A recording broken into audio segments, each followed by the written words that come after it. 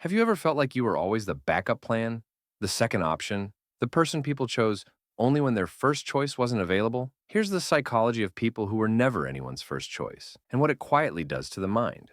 1. You learn self-reliance earlier than most. When you're not chosen first, you stop waiting to be rescued. You learn to rely on yourself. Psychology calls this adaptive independence. You become emotionally self-sufficient, not because you wanted to, but because you had to. You don't assume support will come, so you build strength alone, quietly, consistently. 2. You become hyper-aware of people's signals. People who were never the first choice learn to read rooms early. Tone changes, delayed replies, energy shifts. This comes from heightened social perception, a survival response. Your brain scans for rejection before it happens. It makes you emotionally intelligent, but also emotionally tired. You feel things before others even notice them. 3. You struggle with feeling truly chosen. Even when someone stays, even when someone says they care, there's a voice that whispers until something better comes along. This links to attachment anxiety, not because you're weak, but because experience taught you that attention is temporary. So you overthink affection and doubt stability, even when it's real. 4. You stop asking for too much. People who were never first choices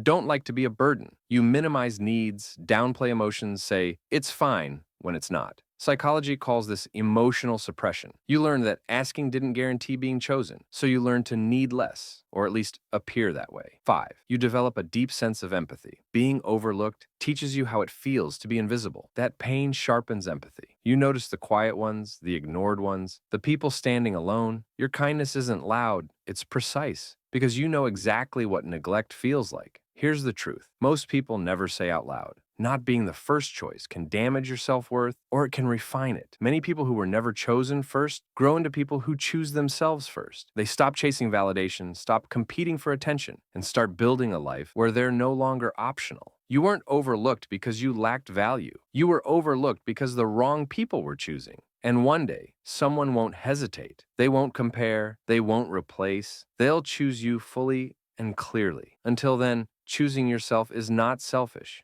It's repair. If this felt like it described a chapter of your life you never talk about, subscribe. We explain the psychology behind the quiet experiences that shape the strongest minds.